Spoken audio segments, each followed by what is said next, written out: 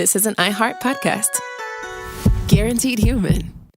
Mom, can I have Lingo Kids? Dad, Lingo Kids, please! When did we become the Lingo Kids house? No idea. Last week it was dinosaurs. This week it's... Lingo Kids! Why Lingo Kids? Because it's the best thing ever. We can play games with astronauts, wild animals, and superheroes. With more than 4,000 interactive games, songs, and shows, Lingo Kids is the #1 entertainment platform for young kids. So, no dinosaurs? And dinosaurs. Lingo Kids! Everything kids love. Download it for free.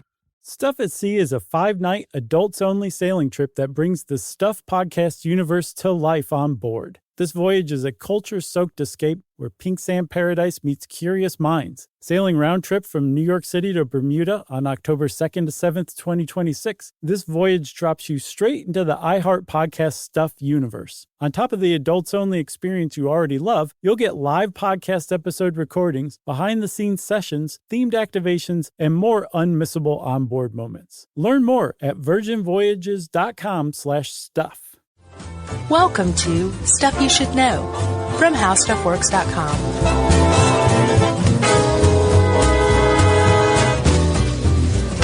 Hey, and welcome to the podcast. I'm Josh Clark. There's Charles W., Chuck Bryant, and Jerry. And that makes this Stuff You Should Know. I was so going to quote the Red Hot Chili Peppers, the band. They apparently used them at Guantanamo Bay to torture prisoners. Really?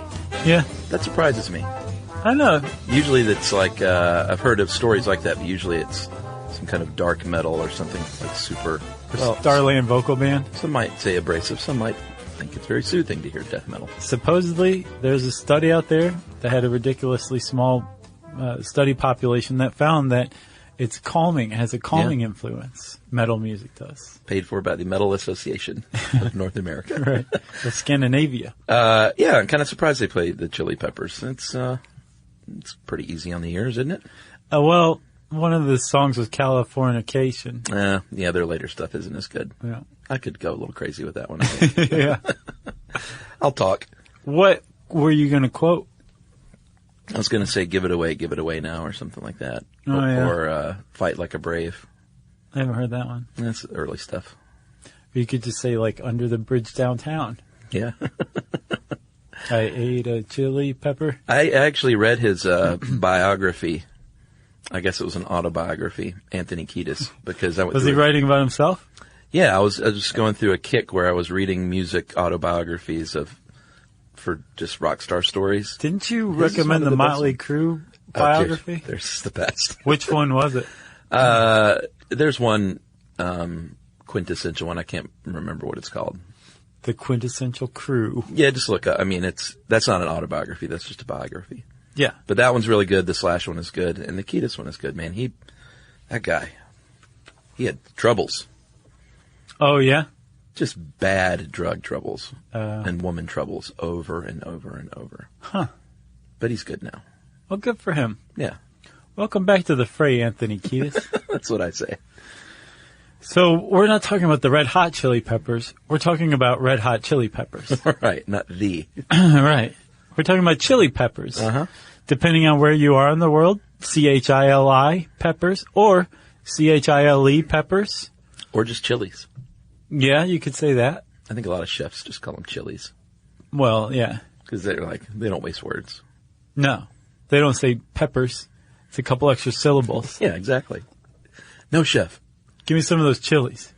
It is the bell pepper and the celery stalk, and the onion is part of the trinity of, I guess you would call it, Nolans cooking. Sure. And the bell pepper is a chili pepper. It's just a non-hot chili pepper, but it's still the same thing. Yeah.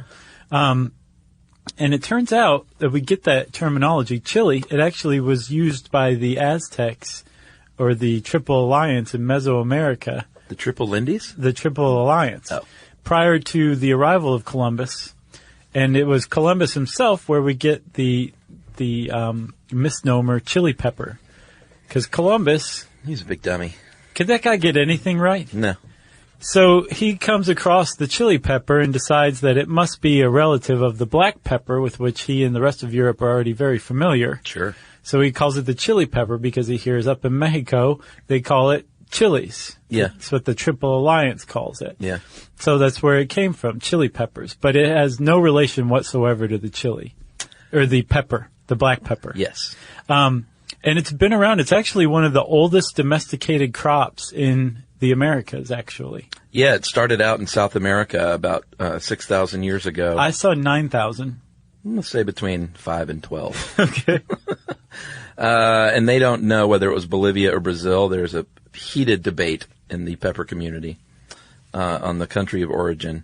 But they do know that birds are the ones who disperse them, and birds can't feel heat in their mouth. So Right. they carry them around and propagate the seeds. And then Columbus, of course, brought them to Europe, and that's how things spread. That's why you can use hot sauce or chili pepper spray or something like that on your bird seed to deter squirrels, Yeah. because the birds are fine. Yeah, but those squirrels Those hate it. squirrels just run around going, hot, hot, hot, hot, hot. And it says here the birds can't digest pepper seeds, but nobody can really digest pepper seeds if I they're can. whole. I totally can. No, you can't. I will show you right now. You're going to show me your stool? No, we can't digest them either because we don't digest seeds that aren't chewed because they're covered in cellulose, and it just goes straight through to our poop. Exactly. Same with corn. Yeah, because that is a seed. It is. I'm right. glad you finally said that. Somebody needed to say it. I think that's one of the trendy facts, don't you think? Was that corn is a seed? Yeah. Yeah, probably. Seems like I saw that all over the internet. It's pretty hot right now. Corn and poop. It's a hot topic. So, I did a Don't Be Dumb on that. On Hot Topics? Man. No? Corn? Corn in your poop. Yep. Yeah. See? Hot topic. So, Columbus brings the stuff back, and it spreads like crazy. Like syphilis. Yeah, because think about this. Chili peppers are native to the Americas and were unknown outside of the Americas until about 500 or so years ago. Yeah. Now they're grown in just about every country in the world. Yeah. There's all different types of varieties. But it turns out that there's 25 wild species and 5 domesticated species. And one of the noteworthy things about chili peppers is most of the time when humans domesticated a wild crop, Yeah.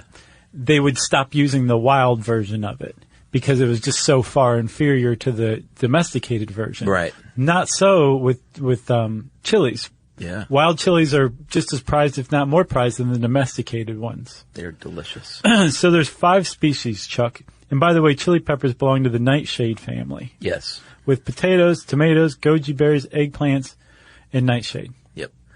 And the 5 species are fun to say. Yeah, I wasn't even going to do it, but I encourage you to. Okay. Capsicum annuum, Capsicum chinese, Mm-hmm. Capsicum frutescens, Capsicum baccatum, and Capsicum pubescens. Those have little hairs on them. Yeah. I saw that one coming. So those are the 5 families. Peppers are generally hot, although we'll get into all that with the varieties. Like you said, the bells, everyone knows bells aren't very hot. Right. But what you're talking about with the heat is what's called their pungency. And the heat actually comes from alkaloids present in the peppers called capsaicin, Yes. which we talked about in December of 2011 With with pepper our, spray. pepper spray episode. Yeah. Because that's that's what they're using in pepper spray. If you didn't listen to it, go check it out. It's a good one. But yeah, it's kind of funny to think about. Self-defense tool is really just canned hot pepper. Yeah, because that stuff can be. It works. Yeah, it really why they does use work. And with the pungency of a pepper, most people think that it's found in the seeds. That's actually a myth. Well, it is found in the seeds. It's not housed in the seeds. Right. So the seeds are attached to the pepper itself through something called the placenta. Yeah. It's a membrane, that white stuff that's inside of a pepper, right? Yep. And that's where the capsaicin is stored. Yeah. And since the seeds are attached to the membrane, a lot of that stuff makes its way to the seeds. But if you really want the high heat, you eat the membrane. If you want the high heat, just eat the whole thing. I de-seed and demembrane mine. But if you're looking for heat, then just don't even sweat it. Literally, don't sweat it. That's like the second, at least, pun that you've made. Oh, yeah? Yeah. What was the first one? Something was They were both accidental. hot. I can't remember what it was. Oh, well, those are just words. No, it was perfect. It was really great. So the pain is actually not coming from your taste buds because they don't feel pain. It's coming from pain receptors in your mouth, and it sends a message to your brain saying, "This is super hot. I wouldn't eat that much unless you like it." Right. It's the same pain receptors that tell you that, say, the sip of coffee you just took is too hot. Yeah. Or like something is thermally too hot. It's triggered by capsaicin. It's the TRPV1 receptor. And that triggers the release of a neurotransmitter called substance P. And that's Which capsaicin can also block. what's crazy is yes. So it's well, we'll talk about it a little more later, but capsaicin is used as a topical pain reliever, right? Yeah. Like Shaquille O'Neal knows that. Is he I think like icy for one hot. of those? Yeah. Oh, really? So capsaicin, if you rub it on the skin, it goes to those TRPV1 receptors and basically overloads them so thoroughly that they're no longer able to transmit the sensation of pain in that area. So it's a local anesthetic. Yeah, it's pretty cool. Yeah, it is. And lots of other health benefits that we'll talk about. Yeah. Peppers are great for you. Peppers are super. They do not cause ulcers. That is a myth. And in fact, they protect the stomach lining, or can. Yeah. And they can also thin the blood. So you need to watch out for that if you are on an anticoagulant. Yeah. I don't know if they say that on the prescription or not, but. The pepper prescription? No. I prescribed you 10 jalapenos a day. No, the anticoagulant prescription, of course. It might. But if you are in a contest or just at dinner and your mouth becomes inflamed, you can drink water. I think it provides pretty stupid. A temporary respite. I don't know if it even does that. It does for me. It basically moves the stuff around and throughout your mouth. Yeah. Which is not good. What you want is something fatty. Yeah. Like milk. Yeah, because capsaicin dissolves in the presence of fats. Or like if you eat a lot of Mexican food or Indian food, that sour cream and that yogurt is a nice way to smooth that out. That's what it's there for, baby. Well, that and taste and flavor and texture and everything else. Yeah, I guess so. Yeah. It's not like they're like, let's add some sour cream because this is too hot. Right. But it definitely helps. I read an article actually with a guy who was in a contest, and he was a hot pepper guy, and he described, I think he ate like 3 ghost peppers just in 20 seconds. Yeah. And he was fine at first, then it got hot, like not in his mouth, but in his throat. Yeah. And then he just kept going through waves. Like he said, it would go away, and I thought I was good. And then he was like, an hour later, it felt like a red hot burning nickel on my sternum. And it was just moving its way down, I guess. Man. And then he said he felt jubilation, like exhilaration, which we'll talk about. That's one of the effects of peppers. They can, pick up your mood. But he said he was just felt like he was on cocaine. Weird. Yeah. Yeah, because they trigger a release of endorphins. Exactly. So you can get a runner's high or some sort of high off of eating peppers. Cocaine high. Which is why some people eat peppers. It really makes them feel great. Yeah, I guess this guy wasn't a runner. He must have just done some cocaine before in his life. Right. That was his go-to. And so you said that birds are immune to the effects of peppers, and they also spread the seed by pooping it out, right? Yeah. Mammals are not immune to the effects of it, including humans, and apparently humans are the only mammals that purposefully eat peppers, and it's been called a form of benign masochism. Oh, really? Yeah. Interesting. But it makes sense if, and the reason why they think peppers have that kind of burning thing is to protect itself, to ward off mammals from eating it. Sure.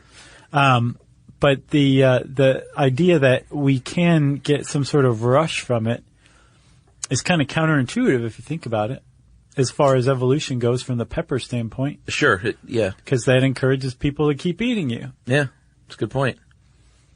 All right, well, let's take a break here, and we'll come back and talk a little bit about how the heat is measured in a hot pepper. Stuff you know. Stuff you should know. Mom, can I have Lingo Kids? Dad, Lingo Kids, please! When did we become the Lingo Kids house? No idea. Last week it was dinosaurs. This week it's... Lingo Kids! Why Lingo Kids? Because it's the best thing ever. We can play games with astronauts, wild animals, and superheroes. With more than 4,000 interactive games, songs, and shows, Lingo Kids is the #1 entertainment platform for young kids. So, no dinosaurs? And dinosaurs. Lingo Kids! Everything kids love. Download it for free.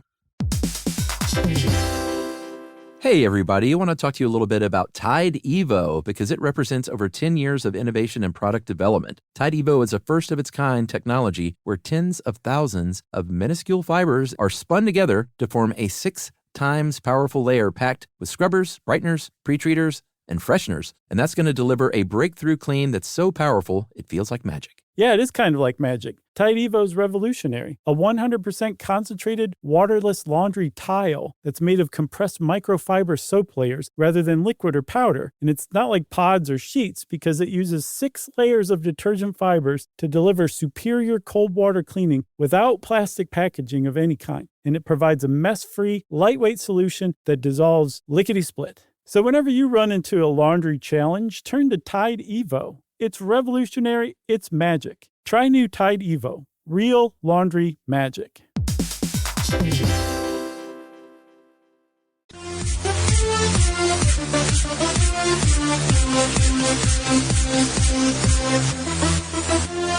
All right, I guess we need to talk about Wilbur Scoville. Mr. Scoville.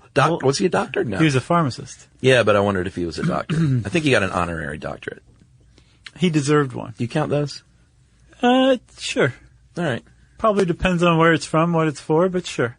Yeah, I would. Oh, of course you would. If I got one, I'd be like, you can call me Dr. Mr. Clark. Dr. Mister. He was a pharmacist, like you said, who developed something called the Scoville organoleptic test in 1912. And what? It's just a hilarious name for what it is. Oh, it is kind of weird, isn't it? You should have just called it the chili test or something. It just made me laugh like a goon. Well, previous to this test, the only test was basically just to have people eat them and ask them how hot Is it they hot? thought it. Yeah, basically. It's pretty hot. Okay, that's a pretty hot pepper. Give me some milk fat. Right. Technically, pork fat, whatever. You just eat a slab of fat and then get rid of it real quick. Yeah, they said chocolate, too, will help. Yeah, well, it's a fatty. Yeah. Full of lipids. I think that's people just like to eat chocolate with their hot stuff. So Schofield says there's got to be a better way. And he says, why don't we devise a test where we have people eat peppers and ask them how hot it is? Pretty much. But let's do it in a little bit different way. Let's keep feeding them peppers that are more diluted until they can't feel heat any longer. Right. And just make it a little more organized and formal. So the Scoville heat unit is what it comes up with, right? Yes. So, for example, a bell pepper has a 0. Not hot. But say a habanero, some types of habanero peppers can get up to like 500,000. Yeah. I think the red something, what is it? I'm sorry, the red Savinia habanero pepper got up to 570,000 Scoville heat units. Yeah. It's very hot. And what that means is that it would take 570,000 cups of water to dilute 1 cup of extract from the red Savinia habanero. And 1 shot of milk fat. Right. Before anybody could say, I detect no heat whatsoever. Yeah. That's a lot of water. It's a tremendous amount of water. And it's not like he was pouring a whole cup of this stuff into 570,000 cups of water. It's math. I think he just used fractions. Yeah, probably so. Yeah. Although It took you me never a know. minute to come to that conclusion. I was like, what kind of vat did this guy have in his yard? A big one. So that was the old test, and even though they no longer use that, they still use that SHU Scoville heat unit as the unit of measure, which I think is a nice little tip of the cap. It is. Because they could have changed it. Wilbert Scoville's ghost is like, I approve. Now what they do is use liquid chromatography, and they've been doing that since about the 70s, and that's not specific to testing peppers. It's basically just separating and analyzing compounds of any mixture. Right, but you can target the specific type of compound, and in this case, you're looking for the alkaloid capsaicin. Yes. And you determine how many parts per million is present in a given pepper, and it takes the subjectivity out.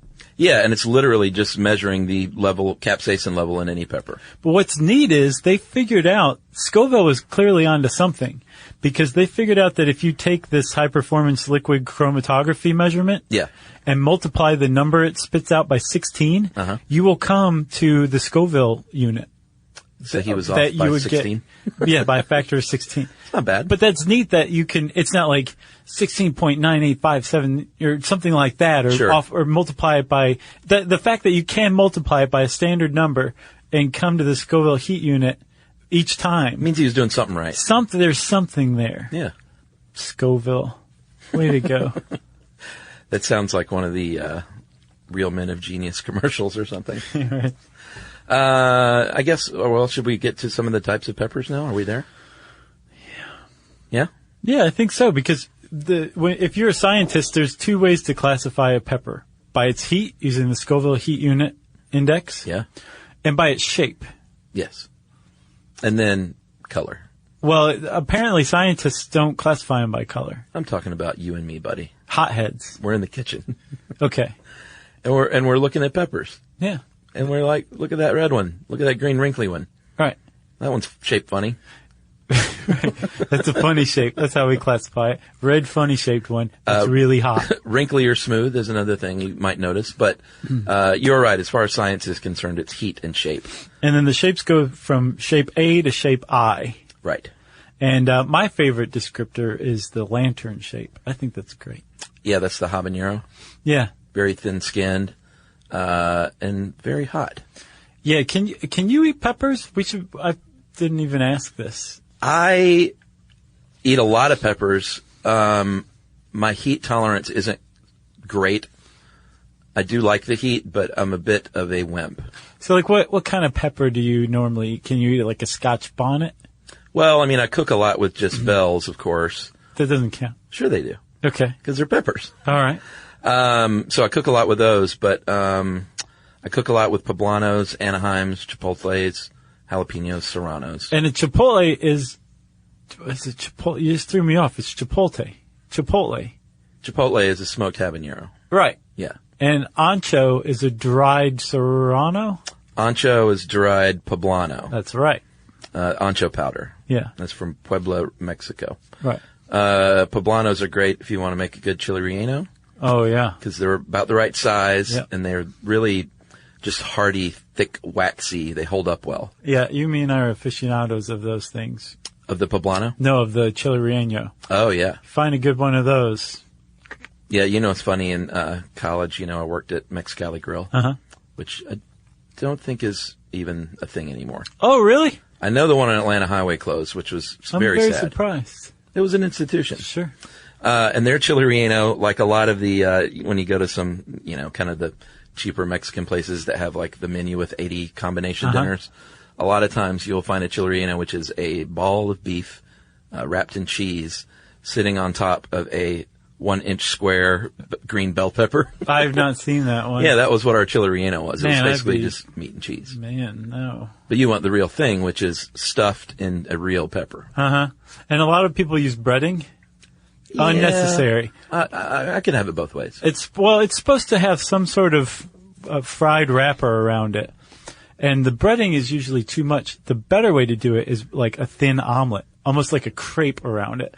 Every once in a while you run into that. Those are so good. Yeah. Man. Good stuff. All right, well, let's back up then. Okay.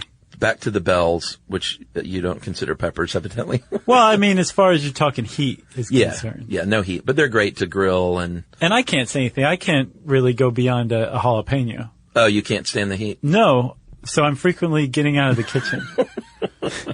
But I actually made a New Year's resolution to eat more hot stuff because I realized like I'm such a total wuss when it comes to this. I think you can build up a tolerance for sure. And I have. I've gotten much better at like eating spicy stuff. But yeah, if I like a habanero is way too hot for me. It depends on what kind of spice it is too. A lot of times I'm more tolerant of some than others. But I've learned that once you get past that very unpleasant, painful sensation, there's like a whole new world of tastes out there. Yeah. You know? Yeah, good point. So the bells are the little squatty dudes. They can be, I don't know if a lot of people know this. All the different colors of the bell pepper is the same pepper. The red bell, the green bell, the yellow bell, the orange bell, it's all the same. But they taste differently. Yes, because it's how long they're ripened. So what? The green one is ripened, or harvested first. Wait a minute.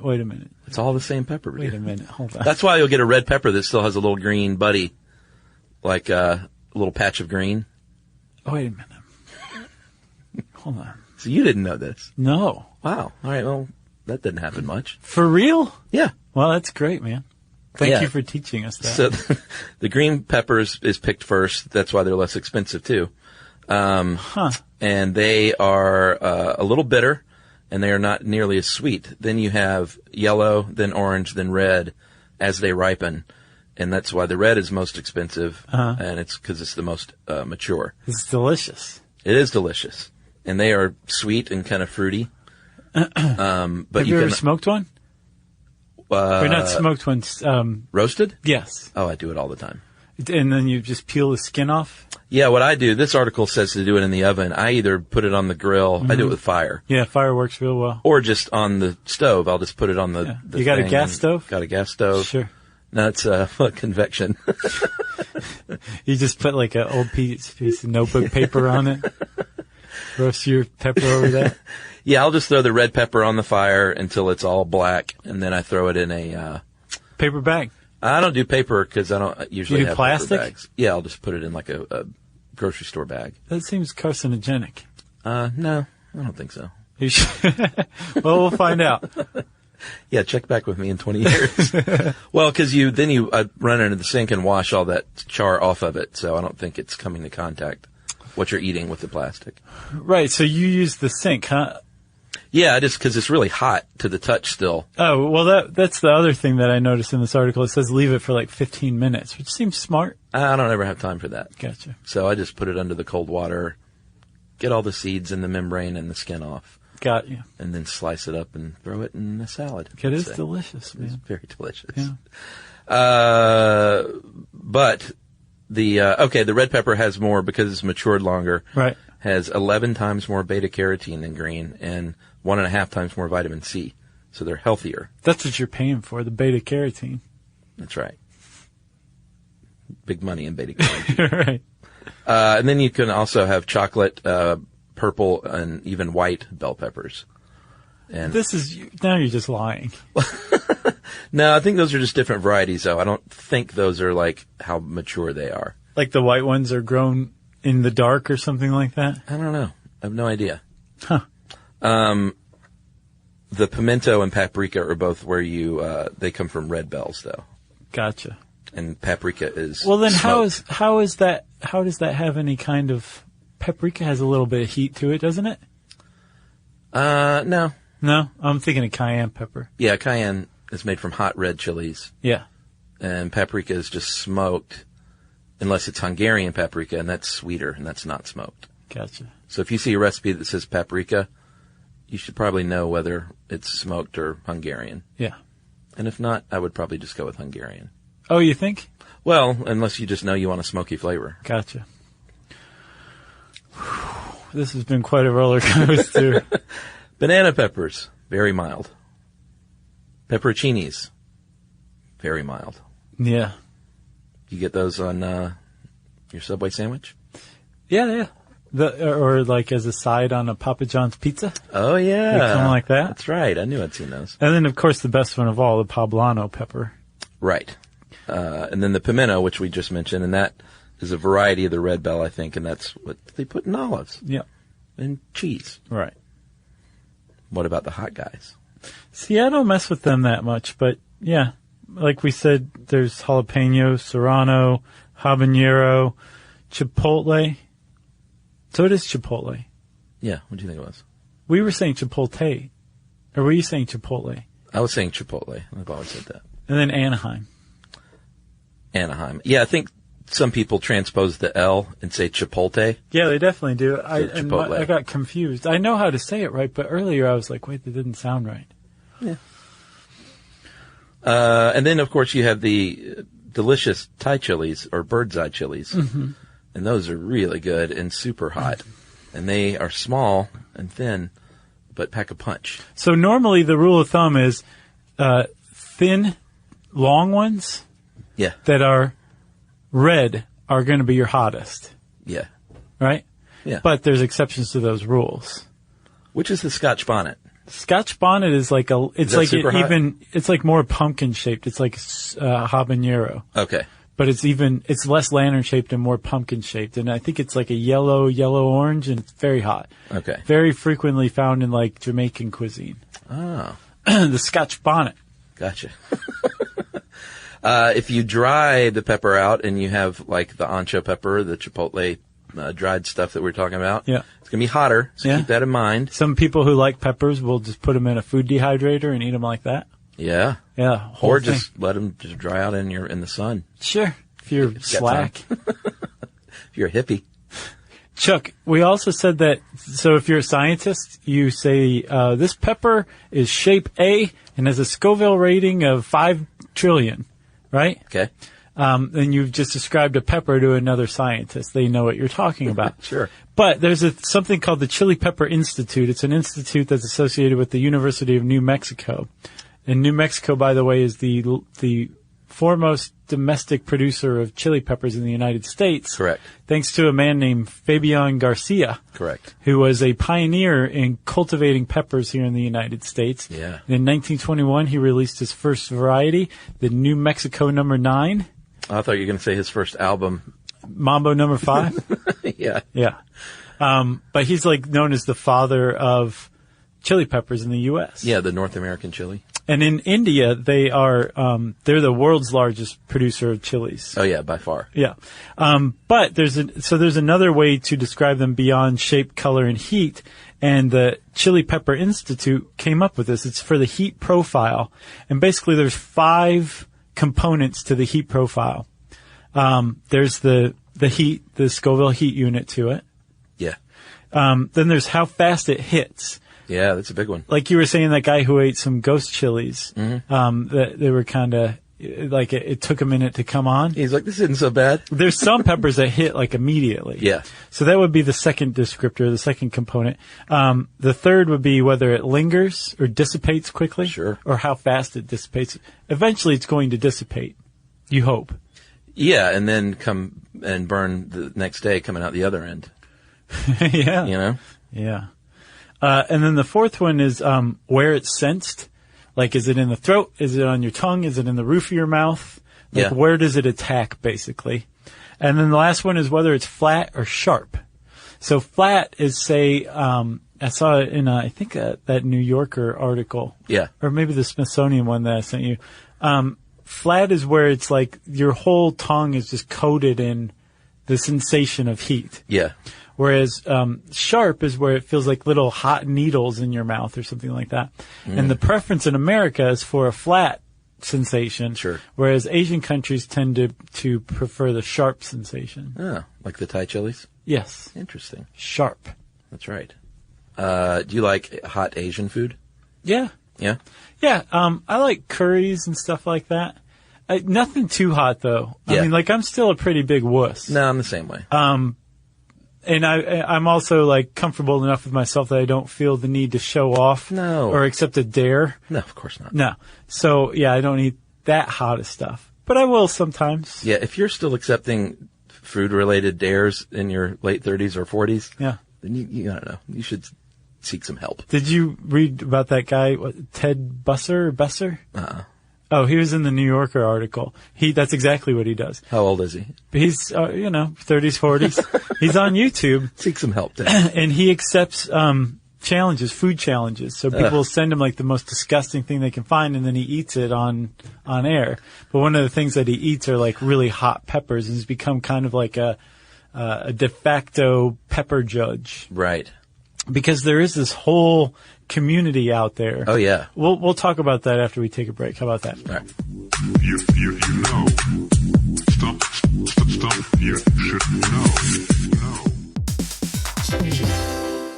Every parent should know the car ride soundtrack. Are we there yet? How much longer? I'm bored. Well, if you're taking an extensive car ride anywhere and you've downloaded the Lingo Kids app prior to leaving the house, you may experience something strange, right, Chuck? That's right. You may experience silence from the back seat. Your kid may go an entire car ride without asking once if they were there yet. How about that? And by chance of miracle, they may even ask if you could drive longer. Yeah, that's the magic in Lingo Kids. Over 4,000 interactive games, songs, and shows, including their favorite Disney characters. It turns the longest drives into the easiest ones, and honestly, you won't understand why you didn't download it sooner. That's right. Lingo Kids is the #1 entertainment platform for young kids, and it's free to download. Or go plus with the Lingo Kids subscription and unlock even more content your kids won't be able to get enough of. You can save up to 60% on the yearly plan. Just search Lingo Kids in the App Store or Google Play. Lingo Kids, everything kids love.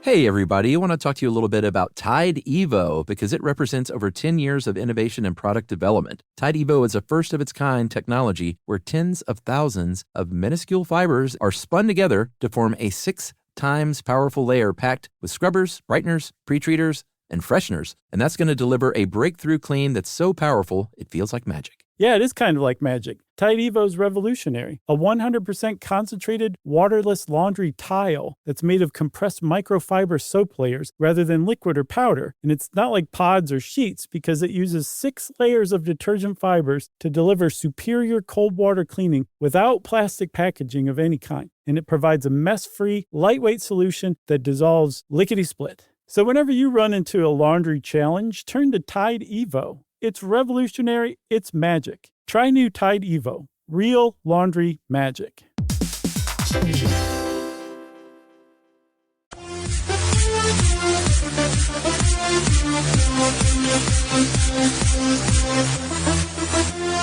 So Chuck, we kind of teased it. There's a community of chili pepper aficionados out there. Big tough guys. And women. Yes.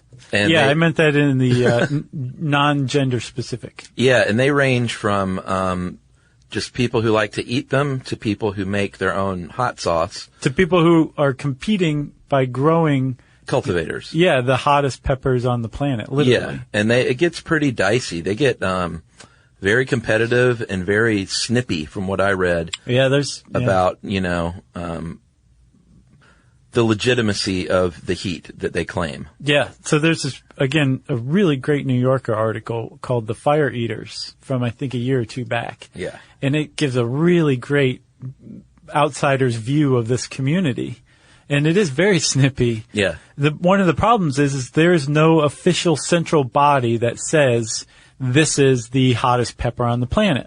Well, Guinness does. Guinness doesn't. A lot of people defer to Guinness, but Sure. Some other people are like, Guinness doesn't know. Yeah, they don't know food. They're dilettantes. Yeah. What we need is a governing body that's dedicated only to chili peppers, not Guinness, right? Yeah, and one reason why is because it changes. Like people are cultivating these things. There could be a new hottest pepper every 3 months. Exactly. And Guinness isn't going to stay on top of that. Right. So they're just kind of like, why are you even talking to those guys? So some people do defer to Guinness because it is the closest thing that they have to a judgment saying this is the world's hottest pepper. And people just like saying that. But there's no organizing central body that is dedicated to judging which is the hottest chili pepper. And there should be.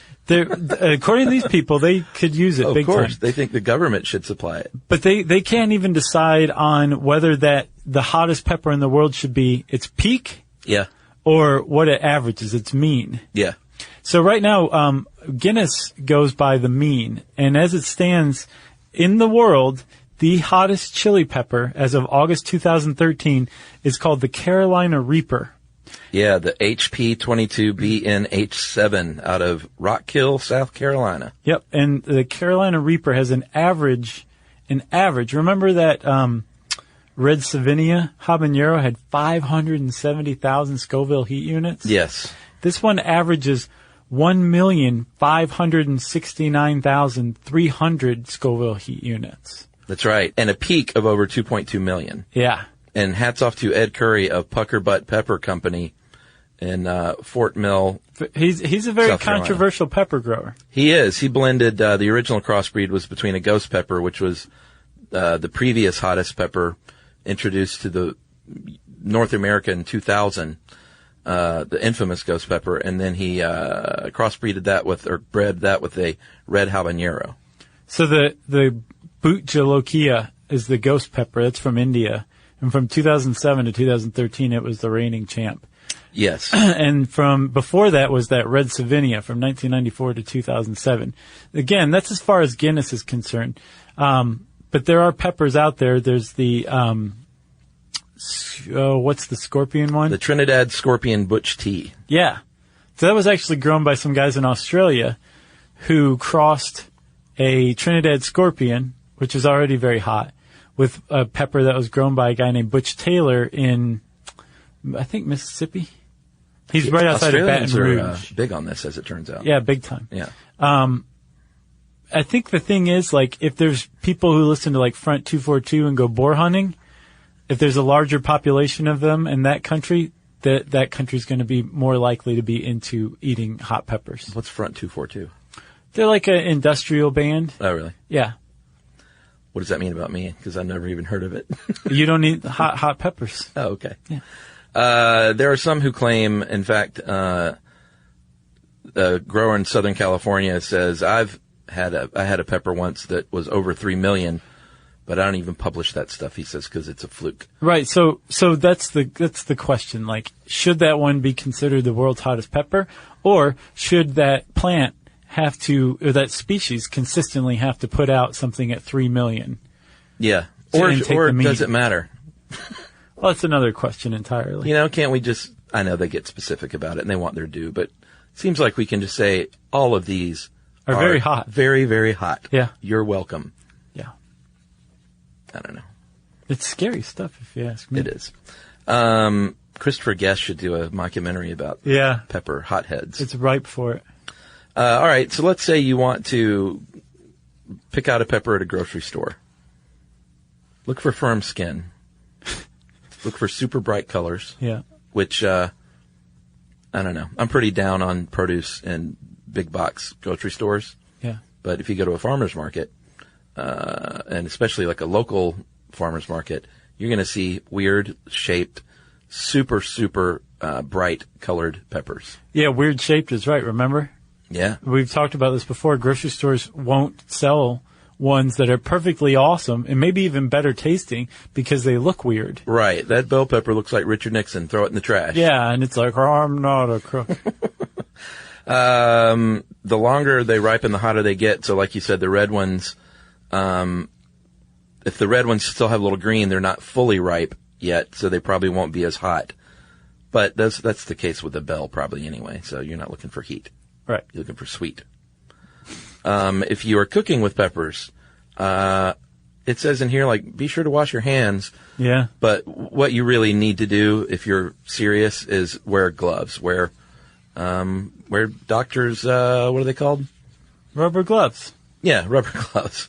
Because that is truly the only way, like, if you come into contact with your fingers and that membrane or those seeds, you can wash your hands 10 times and you forget, and like the next day you will get an eye booger out. Oh yeah. And you'll be like, what in the world? My eye's on fire. Or you take your contacts out and you go to put them in the next morning. Oh, I can't imagine. I cooked one night, some paella and used some hot peppers and did not wear gloves, and I went pee-pee later. Oh no. I didn't think about it, and I had speaking of, syphilis, a burning sensation down below. It was bad. That's how they simulate it for medical students. Oh, really? It was bad. So I learned the hard way. I just got a box of those is it nitrate gloves? Nitrate or nitrite? And I put one them, explodes, the other one's fine, I think. Well, I put them in the kitchen. I also wear a painter's respirator when What kind of peppers are you working with? the hot stuff. Like ghost peppers? No, but I cook with habaneros and stuff sometimes. Huh. And it's nuclear. The fumes are. Yeah. It's like if you're over the sink cleaning them out and you're breathing it in, you'll find yourself, or at least I do, coughing and burning. So I will wear the respirator and my gloves. You mean I would juice sometimes? Oh, yeah. And every once in a while she'd put like a pepper in there, like a jalapeno. Oh, interesting. And it would just turn the kitchen into like a tear gas bomb had gone off. Yeah. It's crazy. It gets everywhere. It does. Because these things are basically vaporized and they just spread so easily through the air. I never thought about juicing a pepper. It definitely gives it a kick. If you want to store peppers, like we said, you can dry them out and they'll keep for a long time. Yeah. They'll keep. You don't want to wash them. You want to just put them unwashed into your fridge. Yeah, true. And they'll just keep, regular peppers will keep for a long time. Right. It's not something that goes bad very quickly. But you can freeze them. If you slice them, and put them on a baking tray in the freezer, then you can collect them and just throw them in a bag and you can keep them for like a year. Nice. But I don't see why you would freeze peppers. Just buy the amount you need and cook with them. Or pickle them. That's great. Pickled peppers are wonderful. I can just eat those straight. I don't like pickled things, so I'm not into it. But oh, Chuck. Yeah, I know. It's so good for you. Pickling? Pickled foods are so good for you. They have so many health benefits. I'll eat other healthy things that I enjoy. But how do you not like pickled stuff? Like, I could eat pickled you could cut your finger off and pickle it. I'd probably eat it. How does anyone not like anything? But, I mean, like, what about it? You don't like the tartness? No, just the taste. Anything pickled, like a pickle. Sauerkraut? Ugh. You don't like sauerkraut? Hate sauerkraut. I guess I could have seen that coming. Dude, you don't like pickled stuff. I hate pickles so much that I have to ask and rest, like, when I go to a pub and have like a burger and fries, to leave the pickle off, because invariably they will put the pickle down, soaking into the French fries in the bun, and it'll ruin that for me.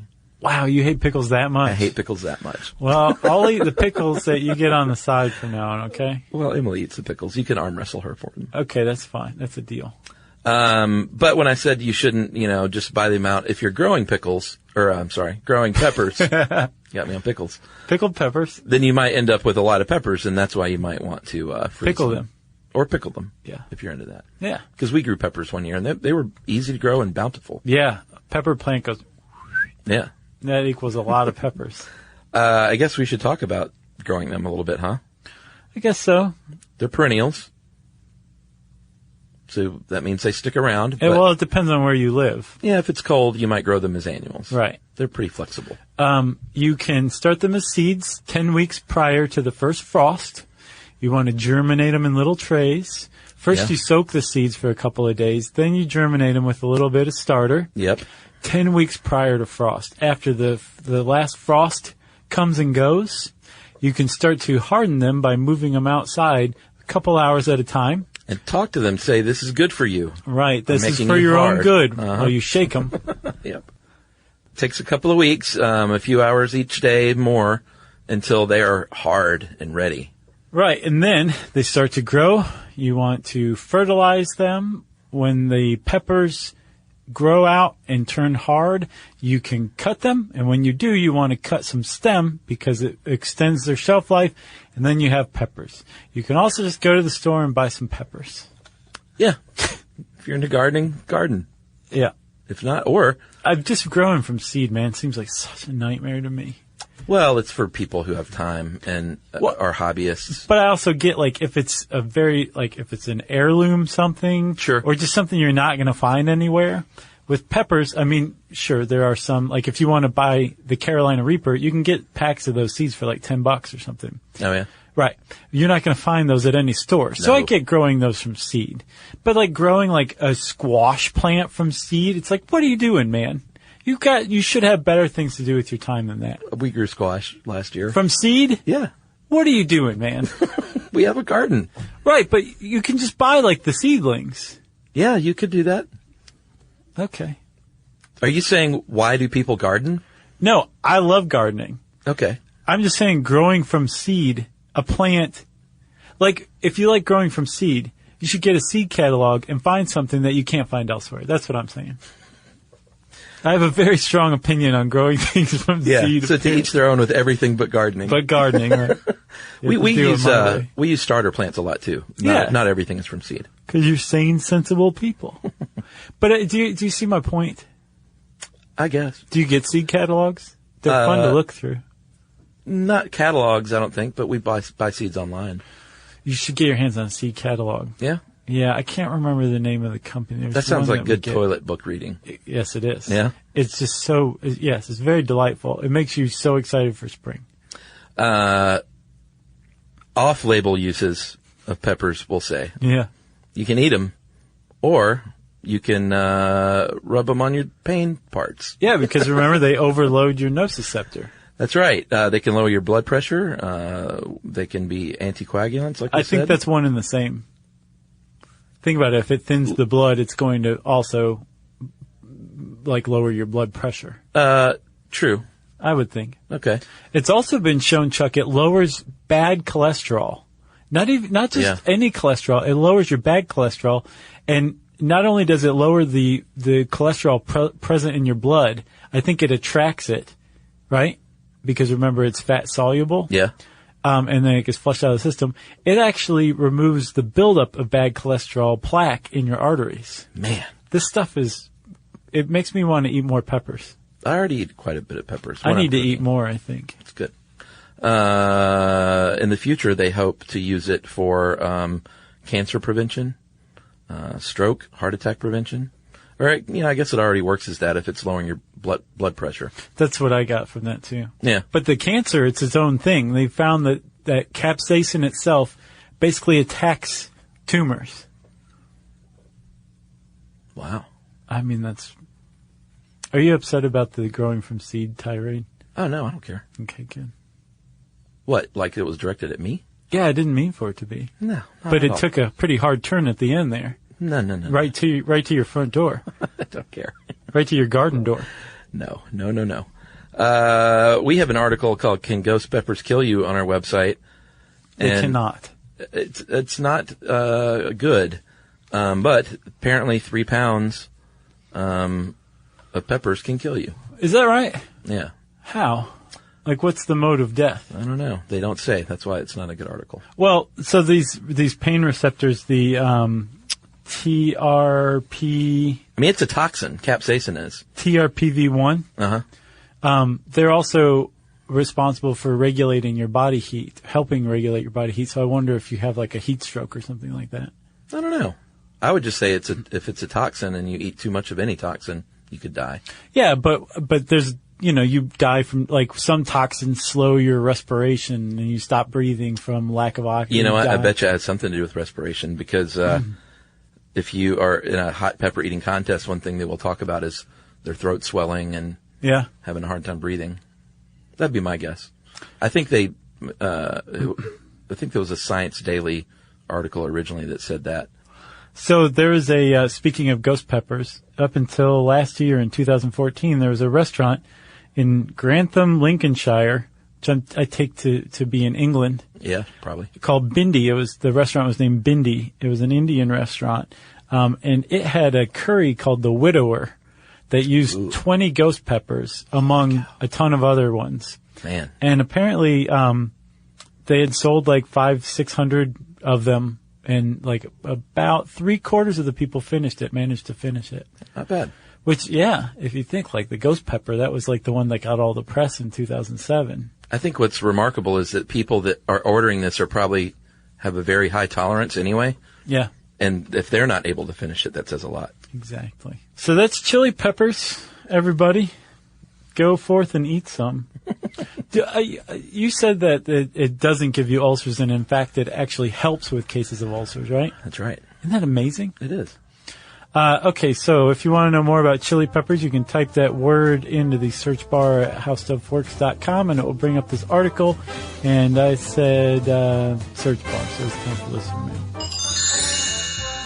I'm going to call this a rarely granted shout-out. We get requests a lot for shout-outs, and we couldn't do them all. Otherwise, our show would be called Shout-Outs You Should Know. But this one was from a 14-year-old girl who sounded very sweet, so I'm reading it. Hi guys, I'm a 14-year-old girl who's been listening for a long time, and I wanted to say thanks for the time that you spend to make us smarter. It's been really fun for my sister Anna and I to listen to your podcast before we go to sleep. However, she's leaving for college soon to study studio art, and I'll be all alone when I listen to you guys. So, if it isn't too much to ask, could you give her a shout-out and tell her that she is an awesome sister and will be missed? Aw. Sarah, you could tell her that yourself, too, by the way. You should express your emotions. I don't like to talk. You can also say to my brothers, Jonathan, Stephen, and Tommy, that they are okay, too. How many kids are in this family? Sounds like 1, 2, 3, 4, 5. That was my guess, too. If you... Oh, she said no, don't mention the 6th one. Just kidding. If you do this, then you guys will be the best podcasters ever. Not like you aren't already. Actually, Anna just sent an email, or maybe it's Anna, to you guys last night about hula hoops. And if you could put both our emails on the air, that would be the best. I'm not going to do that, no, Sarah. we're not going to do that. But I did write her back. So this is a secret from Anna, so it would be a big surprise. So, Sarah, to Anna, good luck at college. You will be missed. You're a great sister. That's so nice, Chuck. And the brothers, Jonathan, Stephen, and Tommy, you guys are okay. Man, that was nice. Very kind of you. You never know. Well, if you want to see if you can tug at Chuck's heartstrings, give it your best shot. Good luck. You can tweet to us at SYSK Podcast. You can join us on Facebook.com/Stuff You Should Know. You can send us an email to StuffPodcast@HowStuffWorks.com. And as always, join us at our home on the web, StuffYouShouldKnow.com.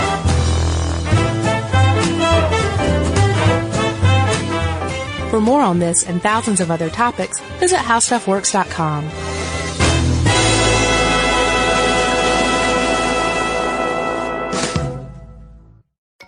Can I have Lingo Kids? Dad, Lingo Kids, please! When did we become the Lingo Kids house? No idea. Last week it was dinosaurs. This week it's... Lingo Kids! Why Lingo Kids? Because it's the best thing ever. We can play games with astronauts, wild animals, and superheroes. With more than 4,000 interactive games, songs, and shows, Lingo Kids is the #1 entertainment platform for young kids. So, no dinosaurs? And dinosaurs! Lingo Kids! Everything kids love. Download it for free.